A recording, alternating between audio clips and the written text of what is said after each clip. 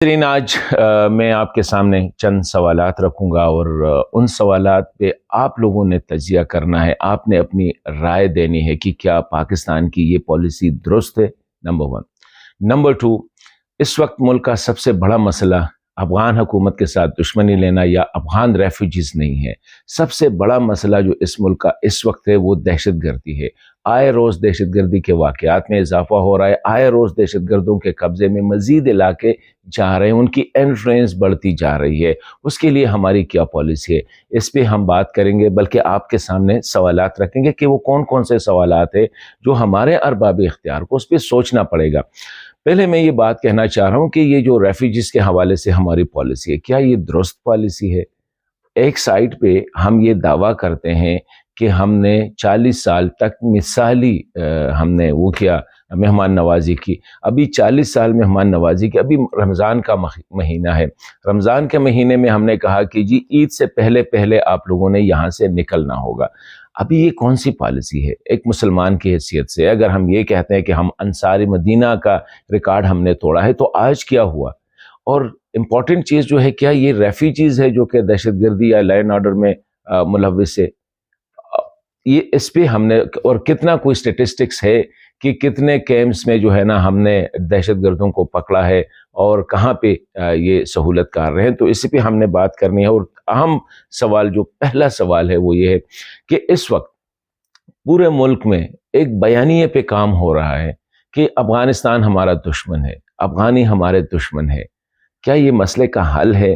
अफगानिस्तान के साथ इस वक्त पाकिस्तान का जो सबसे बड़ा मसला है वो दहशतगर्दी का है, और इसी हवाले से ऑलरेडी हमने एक साइड पे हिंदुस्तान को तो हमने दुश्मन डिक्लेयर किया है।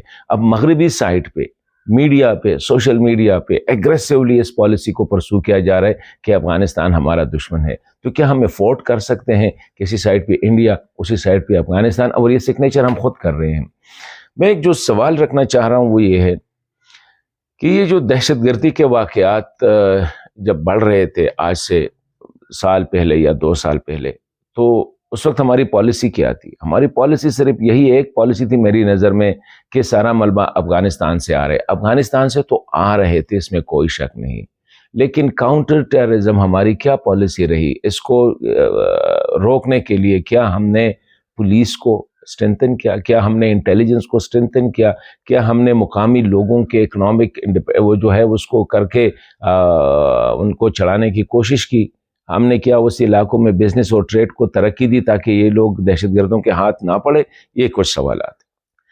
दूसरी अहम सवाल जो है वो ये है कि खैबर पख्तूनख्वा के कबायली इलाके आज से 7-8 महीने पहले जब दहशतगर्दों के हाथ में चले गए, मौलाना फजल रहमान साहब चीख चीख के कह रहे थे चलो जी बाकी तो छोड़ दे, मोहसिन दावड़ छोड़ दे, अफराज आप खटक छोड़ दे, अवामी नेशनल पार्टी छोड़ दे, या मंजूर पश्तीन, वो तो जो कुछ कह रहे थे शायद वो गलत कह रहे थे।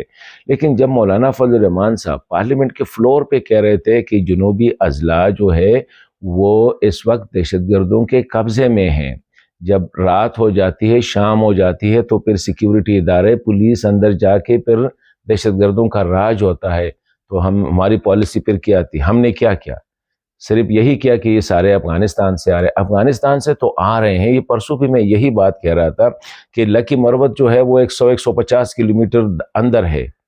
इसी तरह डेरा इस्माइल खान, इसी तरह सवात, कोई भी पेशावर जो है ना, अगर आप सेंट्रल लोकेशन ले ले तो पेशावर भी तकरीबन 65 किलोमीटर जो है ना बॉर्डर से अंदर है।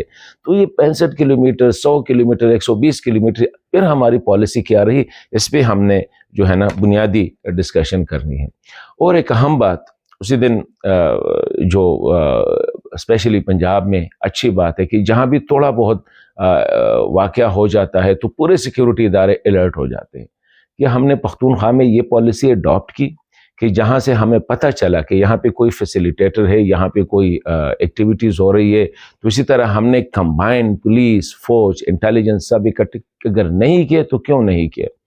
और एक इम्पॉर्टेंट बात जो है वो ये है कि हमने क्या खैबर पख्तूनख्वा को सियासत की नज़र किया? वहाँ पे पाकिस्तान तहरीक इंसाफ की हुकूमत और पाकिस्तान तहरीक इंसाफ की हुकूमत को बदनाम करने के लिए कि उससे कुछ हो नहीं पाएगा तो लेट देम फेस इट। ये तो नहीं है कि उससे हम जो है ना अभी पूरा मुल्क जो है इस पॉलिसी की वजह से तो हम गनवा नहीं रहे हैं। یہ بنیادی سوالات میں نے آج آپ لوگوں سے کرنی تھی. ریپیٹ کرتا ہوں، افغان ریفیوجیز کے حوالے سے پالیسی پہ نظر ثانی ہونی چاہیے یا نہیں ہونی چاہیے؟ اگر 40 سال تک رہے تو یہ 1 مہینہ جو عید کے بعد اناؤنس کر دیتے، 2 مہینے بعد کر دیتے تو کیا کفر ٹوٹتا؟ باقی اللیگل کی ہم بات نہیں کر رہے، ہم POR card holder, SCC card holders کی بات کر رہے ہیں. اسی طرح ہماری پالیسی کیا ہے کاؤنٹر ٹیررزم کے حوالے سے؟ جب یہ لوگ آ رہے تھے تو ہم کیا کر رہے تھے؟ تو یہ سارے سوالات ہیں جو آج میں آپ لوگوں کے سامنے رکھنا چاہ رہا تھا، اور اس پہ ہم نے ڈسکشن کرنے. پھر میں کوشش کروں گا کہ اس پہ میں اپنا ایک تجزیہ دوں کہ افغان دشمنی سے یہ مسئلہ کیوں حل نہیں ہو سکتا ہے، ریفیوجیز کے پالیسی پہ ہم نے کیوں وہ کرنا ہوگا، نظر ثانی کرنی پڑے گی، ٹیررزم کے حوالے سے ہماری پالیسی کیوں نہیں ہے. بیانیہ اس وقت پارلیمنٹ ہاؤس جو ان سیشن ہے، ہم نے نہیں دیکھا ہے کہ ایک دن اس مسئلے کو پارلیمنٹ میں ڈسکس کیا. حالانکہ اس وقت پاکستان کی وجود کو خطرہ ہے. Pakistan is facing existential threat.